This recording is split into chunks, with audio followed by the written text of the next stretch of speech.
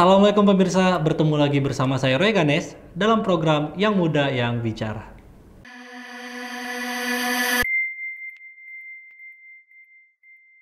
Sebelum kita bincang-bincang dengan narasumber dan yang seperti kita lihat di depannya ada apa gitu kan. Yuk kita lihat dulu yuk video berikut.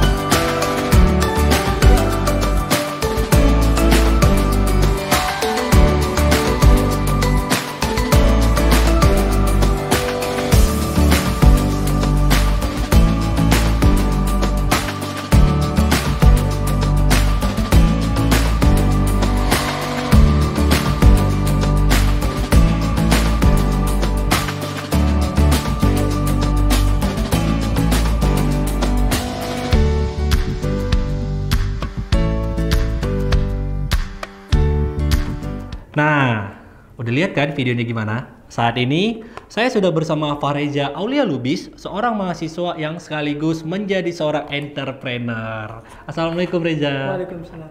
Ya Reza, itu tadi punya Reza kan? Reza selaku foundernya nih kan. Nah Reza, kenapa nih? Reza kan masih muda nih, masih semester 7 juga kan? Kenapa itu lebih memilih jadi pengusaha Reza? Kenapa enggak seperti kayak orang-orang kan misalnya ada baru tamat, adalah aku di kantornya aja biar nggak ribet, atau aku jadi content creator aja. Biasa kan kalau milenial gitu. Nah, kenapa milih jadi pengusaha? Kenapa nggak yang lain sih? Kenapa ingin jadi pengusaha? Yang pertama khairun nas anfa'um linnas. Sebaik-baik manusia ialah menjadi manfaat orang lain. Apa manfaatnya? Ialah menciptakan lapangan pekerjaan. Ya. Jadi saya bermindset bahwasanya saya ingin membuka lapangan pekerjaan gitu. Untuk siapa? Untuk adik-adik kita yang hari ini yang susah mencari pekerjaan ketika tamat sekolah. Nah, saya malah bermindset gitu bahwasanya kita yang mahasiswa ini harus berani buka usaha gitu. Supaya apa? Supaya karena sekarang ini zamannya adalah zaman krisis lapangan pekerjaan. Nah, ini adalah momentum kita sebagai mahasiswa. Kita harus mengambil peran tersebut, kita harus berani gitu memulai usaha supaya apa? Supaya mengurangi angka pengangguran di Indonesia. Nah, jadi ini adalah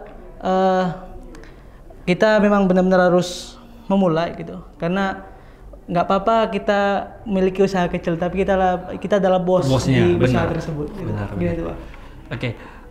Untuk ada pengusaha ini kan, ini jadi usaha nih kan, ini kan memang dibangun sendiri, nih kan. Ada nggak dukungan dari orang tua atau misalnya kayak orang tua nggak dukung gitu, itu bagaimana? Iya, jadi teman-teman sekalian, saya memulai usaha kemarin itu orang tua tidak mendukung gitu. Bukan berarti orang tua itu tidak percaya dengan kita. Sebenarnya percaya, cuman butuhnya pembuktian. Benar. Nah, jadi awal-awal saya dulu mulai usaha, saya cuman bermodalkan laptop dan skill aja. Kemarin memang saya bisa desain grafis sih Bang. Jadi saya mulai, orang tua pun ya cuman tahu gitu aja, nggak ada support sedikit pun. Saya mulai, alhamdulillah jatuh bangun sudah saya lewati, bahkan baru mulai saya sudah salah cetak kemarin ya. Jadi baru mulai udah dikasih ujian gitu. Ya saya rugi ada sekitar 100 cetakan gitu, tapi malah orang tua saya itu bukan semangati saya kemarin, malah membuat saya semakin down kemarin. Itu baru mulai ya? Baru mulai. Baru mulai hari pertama atau hari kedua? Dan habis itu saya bangkit lagi. Saya tidak pedulikan dengan apa yang dikatakan orang tua saya gitu. Karena kata orang tua saya kan udahlah kerja aja gitu, ngapain lagi mulai usaha gitu. Saya bangkit lagi teman-teman, saya jadikan motivasi. Udah bangkit lagi, jatuh lagi gitu Bang. Jadi gimana? Saya salah cetak sertifikat kemarin tuh, ada ratusan sertifikat kemarin. Jadi saya jatuh lagi, pada saat itu saya lagi krisis-krisisnya kemarin. Saya terpaksa ngutang sama teman saya kemarin. Untuk ganti ruginya. Itu ganti ruginya, ya. Tapi saya semangat lagi, saya motivasi lagi diri saya hingga akhirnya setahun kemudian ya kita sudah ada toko alhamdulillah atas support orang tua saya. Jadi orang tua itu percaya ketika ada pembuktian, setahun sudah saya buktikan hingga akhirnya di tahun pertama Orang tua saya itu mensupport keuangan gitu untuk bisa memulai dengan ada toko gitu. Alhamdulillah gitu Bang, tahun pertama. Tahun pertama ya? Itu tahun pertama. Ini sekarang kan usaha saya udah 2 tahun. 2 tahun. Di tahun kedua saya jalan lagi. Alhamdulillah di tahun pertama begitu udah buka toko kita disupport juga lagi dari Fakultas Ekonomi kemarin. Oh, dari Fakultas Ekonomi. Iya, kita disupport, kita dapat dana hibah, alhamdulillah ya. Sama dekan kita kemarin dia disupport dan hingga akhirnya sampai berlalu setahun sampai 2 tahun kita pindah toko yang agak lebih besar lagi. Alhamdulillah sampai sekarang ini. Oke, berarti yang di video yang tadi kita lihat itu toko yang udah besar. Toko ya? yang udah baru ini, yang udah agak besar ini. Oke.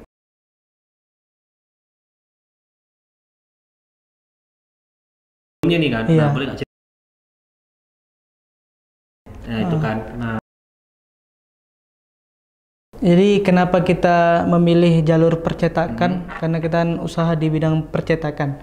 Nama usahanya itu Berkah Group Percetakan dan Konveksi. Nah, kenapa kita memilih jalur percetakan? Pada saat itu saya memiliki memang skill desain grafis.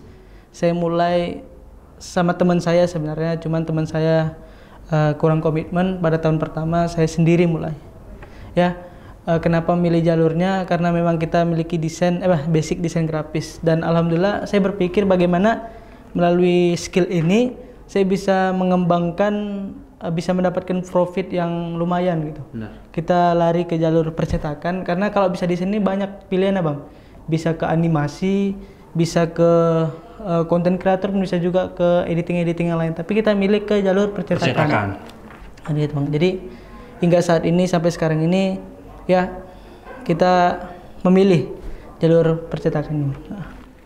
Nah itu kayak bisa kayak content creator, tapi memang lebih suka untuk jadi pengusaha itu memang suka dari diri sendiri atau misalnya ada kata orang tua mungkin, ayo udah masuk atau dari teman-teman, ayo coba aja pengusaha itu gimana? Oke, jadi kenapa saya memilih jalur pengusaha? Saya sebenarnya nggak ada kepikiran masuk UMN mau jadi pengusaha, nggak Bang. Benar. Saya semester 2 malah kepengen jadi pengusaha. Kenapa? Karena lingkungan.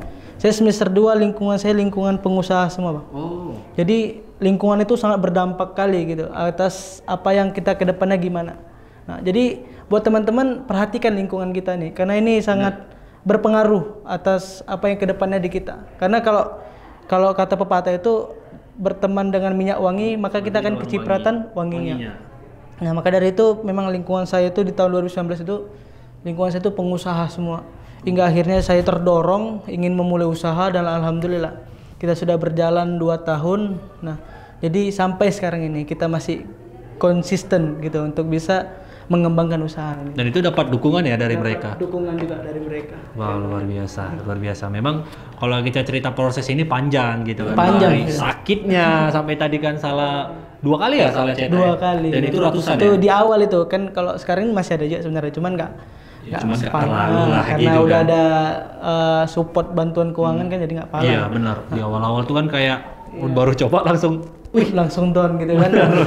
Tapi berkat konsisten ya. Iya, Berkat konsisten kita. Karena kalau misalnya kita yang berusaha tidak akan mengkhianati hasil. Iya, ya benar kan? Bang. Oke. Nah, seperti yang kita ketahui, hasil dari percetakan ini ada yang udah sampai ke luar negeri. Ada. Nah, boleh dong diceritain omsetnya itu berapa? Tapi sebelum itu, nah boleh dong ini apa aja nih? Ada Ya, apa aja nih? ini ada gelas mug gitu ya. Ini gelas mug. Ini ada tumbler custom gitu. Oke. Ini nggak cuma logo aja gitu bisa, tapi gambar-gambar orang pun bisa kita buat. Dan seperti ini juga gambar-gambar muka kita pun bisa juga. Oh, bisa. Ini Kalau- custom. Terserah gimana maunya kita akan buat gitu. Kalau Oke, kita tulis. selain ini kan ada mug, ada botol Tumbler, minuman, tumbler, terus ada pin Ada juga pin, ada kan. ganci. Nah, selain itu ada apa lagi? Kita ada spanduk, tapi kita spanduk masih mitra untuk saat ini. Oke. Kita ada sertifikat, ada ID card gitu ya, ada name tag, kita ada hadiah-hadiah wisuda, ada juga seperti photo art namanya. Kita buat gambar orang dengan desain-desain kreatif kita. Jadi orang berikan itu untuk hadiah. Baru ada explainer wisuda juga. Jadi kita buat-buat gini custom lah istilahnya. Dan banyak sebenarnya lagi sih Bang kalau dijelaskan ya.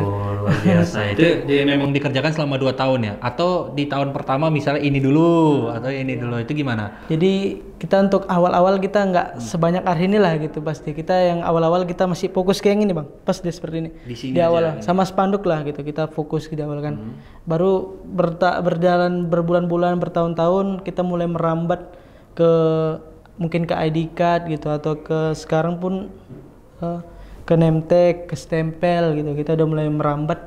Ya rupanya banyak gitu yang bisa kita buat sebenarnya. Cuman kita masih kekurangan SDM, dan itulah mungkin kita bisa kita tambah SDM nanti. Bahkan bertambah SDM. Itu SDM-nya berapa orang tuh yang ngerjain? Untuk kita di toko itu ada 4 orang gitu. Saya sebagai foundernya, baru ada teman saya sebagai CEO foundernya. Baru kita ada memiliki 2 karyawan yang kita gaji gitu ya. Dan kita ada berbagai macam job desk gitu bang di toko. Berarti nggak semua kayak yang tukang desainnya, Iya, ada juga yang cetak. Ada yang bagian cetaknya, produksinya, ada bagian desain, ada bagian yang mengantar-ngantar gitu. Oh, ada juga berarti yang Ada ngantar. yang bagian ngantar. Bukan berarti konsumen itu dia itu datang ya, Iya. ngambil, berarti kita antar. Jadi ada yang memang mau ke toko, ada yang males gitu, dia nggak ada kereta atau dia nggak bisa jemput, kita sediakan untuk pengantaran gitu. Seperti itu. Oke, kalau tadi udah cerita produknya, nah sekarang omsetnya nih, boleh ceritakan nih omsetnya sebulan berapa nih dari hasil semua ini? Tadi untuk masalah yang barang keluar negeri tadi bang, belum saya jelaskan. Nah, jadi alhamdulillah kita kemarin tuh sempat sudah terbang ya keluar negeri kemarin. Kita dapat orderan dari Washington. Oh, Washington. Washington Amerika Serikat. Gila. Ini memang ya mesen tuh kan orang Medan. Cuman dia cerita bahwasanya ini barang bakal dikirim ke luar negeri bang. Gitu. Alhamdulillah sudah sampai ke sana dengan selamat gitu. Dan luar biasa ongkirnya bang. Malah mahalan ongkirnya lagi daripada gelasnya. Cuman 1 gelas kirim ke sana gitu. Itu ongkirnya tuh sampai 1 juta. 1 juta gelasnya mungkin Itu cuma 25.000. 25.000 untuk gelas dan 1 juta untuk ongkirnya. Nah, dan di foto kan emang di sana saya screenshot memang sudah masih bagus gitu gelasnya alhamdulillah. Nah, untuk omsetnya kita alhamdulillah kita bersyukur jangan tuh sampai 20-an sampai 30 juta juga lah. 20 sampai 30 juta. Tergantung pemesanan gitu kan alhamdulillah. Kalau rezekinya kadang sampai 30-an per bulannya bang ya. Luar Itu biasa udah sama gaji lah, udah sama modal kita gitu. Itu di situ gaji karyawan sama modal ya. Kita perkiraan seperti itu gitu. Memang jadi pengusaha ini enak. Memang enak ya kan. Cuman itu dia di awal ya. Sakit-sakit dulu. Memang sakit kali Reja ya. Sakit kali. Tapi terakhirnya kayak enak gitu menikmatinya ya. Benar. Menikmati itu enak gitu. Jadi kalau untuk dulu itu Reja, ada nggak kepikiran kayak Reja tuh, aduh, udahlah kayaknya aku nyerah. Kepikiran nih ya. Kalau tadi kan Reja bilang aku semangat, udah semangat terus gini konsisten gitu kan. Tapi ada nggak kepikiran kayak, udahlah kayaknya memang bener mundur aja lah aku coba gitu. Ada nggak kepikiran gitu? Kalau masalah kepikiran mundur ada bang, cuman sangat jarang sekali gitu. Untuk di awal-awal kemarin tuh, saya memang sempat kepikiran mau mundur, tapi saya lawan bang. Saya desain muka saya sendiri bang. Saya bangun, saya sebuah bentuk dream gitu. Saya mimpi, saya desain muka saya rancang kayak ada ruko berapa lantai gitu.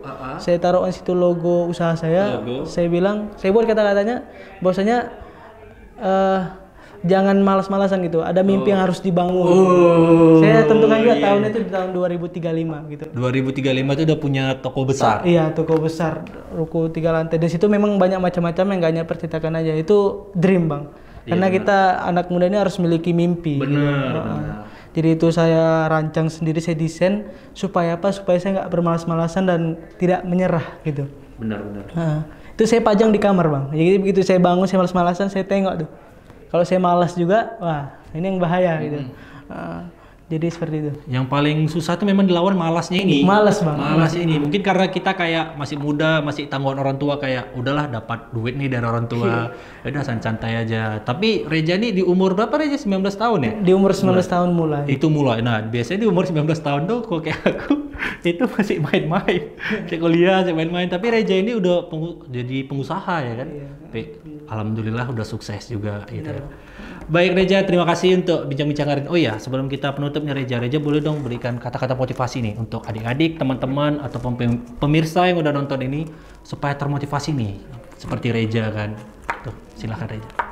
Buat teman-teman sekalian yang hari ini sedang berjuang, yang hari ini sedang letih ya untuk memperjuangkan mimpinya, tetap semangat teman-teman sekalian, karena ya kita memang hari ini bersakit-sakit dahulu ya, agar apa? Agar kelak nanti bersenang-senang kemudian. Nah, untuk sebagian mahasiswa saya sedikit saran buat teman-teman bahwasanya kita yang hari ini mahasiswa ya ayo beranilah berwirausaha. Kenapa? Karena kita sedikit untuk mengurangi angka pengangguran gitu. Karena kita dengan membuka lapangan pekerjaan kita bisa membantu orang-orang sekitar kita. Karena saya karena di Indonesia ini angka pengangguran cukup tinggi, apalagi di kalangan mahasiswa, Bang. Nah, jadi ini sangat was-waskan gitu agar nanti di tahun emas 2045 bahwasanya kalau angka pengangguran Indonesia semakin tinggi itu sangat bahaya. Jadi buat teman-teman sekalian, ayolah kita mulai. Nggak apa-apa kita memiliki usaha kecil tapi kita bos di suatu perusahaan. Nah, satu lagi kata saya ambil referensi dari Bob Sadino, dia bilang seperti ini. Jangan tunggu ada uang dulu gitu baru berwirausaha, tapi berwirausaha lah maka ada uang gitu. Dan satu lagi, jika teman-teman tanya ke saya gitu bisnis apa yang bagus, maka saya akan bilang adalah bisnis yang bagus itu adalah bisnis yang dibuka, bukan yang ditanyai terus. Oke. Jadi itu sedikit pesan saya ya, bahwasanya teman-teman jika hari ini gagal nggak apa-apa, bangkit aja lagi. Kalau gagal lagi bangkit lagi sampai gagal tuh bosan untuk mendatangi Anda terus. Benar. Jadi seperti itu. Nah, jadi perhatikan apa yang Anda baca hari ini karena itu akan berdampak ke depannya. Perhatikan apa lingkungan Anda hari ini karena itu akan berdampak ke depannya. Perhatikan apa yang Anda lihat hari ini karena akan berdampak ke depannya. Jadi membacalah ya, melihatlah dan lingkunganlah yang bagus-bagus karena itu akan berdampak untuk masa depan kita. Benar, luar biasa sekali. Tapi yang dibilang Reja ini bukan hanya untuk pengusaha, semua. Untuk semua. Benar kan Reja, semua. Ya. Mau content creator, mau apapun itu gitu kan. Yang penting kita mulai aja dulu. Sampai habiskan stok gagal. Mungkin Reja udah habis stok gagal ya, makanya dia berhasil gitu. Oke, baik. Terima kasih Reja untuk bincang hari ini. Baik pemirsa, saya Roy Ganes pamit undur diri. Wassalamualaikum warahmatullahi wabarakatuh. Waalaikumsalam. Oke Reja, kita pura-pura ngobrol aja untuk closing. Ya udah gini-gini aja. Jadi Reja